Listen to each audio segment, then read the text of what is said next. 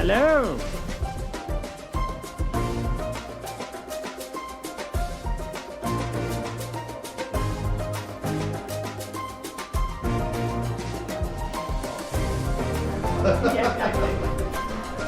Oh no, someone hit my phone.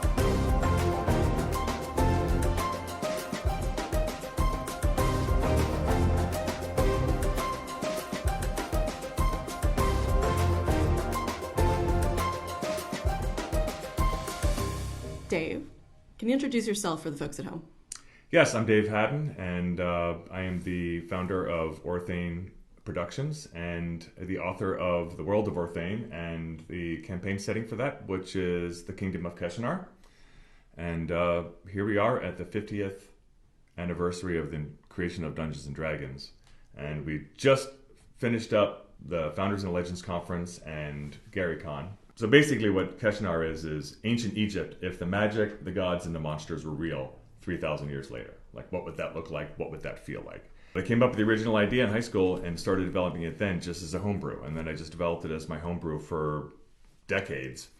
And then in the last 10 years, we started running it seriously. And it takes 2 years. It's a 1 through 20 campaign with whatever rule system happened to be the current D&D rule system at the time. As a homebrew, I wanted to come up with a map. So I looked around and I found an ancient map of Jerusalem. It was an etching that was really high resolution. And I just photoshopped that to make it look like my city because it kind of had similar features that I was looking for. But then when I decided to publish it, I'm like, well, I can't use that.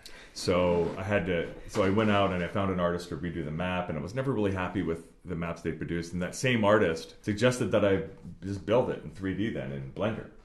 And so without realizing what I was getting ready to bite off, I agreed. And we spent 3 years developing the entire city in Blender. The whole purpose of it was really just to create art from it so that we could take screenshots and have of the various sections of the city, which we call calderas, and there's like Troll Town and the Palace District and the Garden District and all the different cities and all the different plot hooks and sub-adventures that can happen in each of these different sections of the city.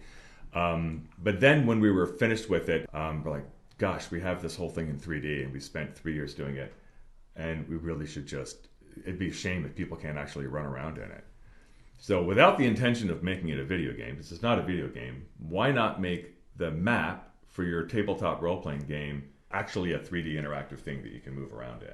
So we threw away the Blender model completely and rebuilt the entire thing in Unreal Engine. One thing I was really impressed with, and as Keshanar's been developed here, is just the breadth of information available.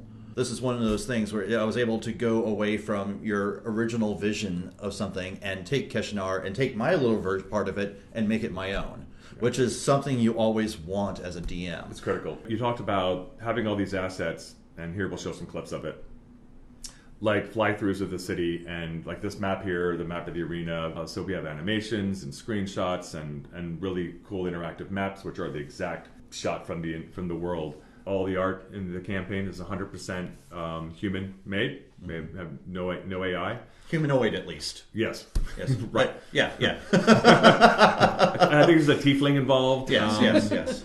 Probably 20 people or 30 people that have been involved in producing some piece of this. There's programmers, there's Unreal developers, probably at least a dozen artists. I've got editors, and I've got contributing authors, and we're writing fan fiction right now. So I've got people that are writing fan fiction or stories based on the lore. There's a lot of potential stranded players all over the world that would love to get into a game. And a lot of these folks that I've interacted with to help build this, when I ask them, have you ever heard of Dungeons & Dragons or played Dungeons & Dragons? They say, well, I've always wanted to, but I don't know how to get into a game. VTT is how you get into that game. Talk to anybody who's discovered Dungeons & Dragons, and they'll tell you that it's made them happier, right? And that's something that needs to be shared, with everybody. I mean, it's also so accessible to be able to play the game. It doesn't take much. It takes a couple of dice and some graph paper and a pencil. That's it. And a rule book.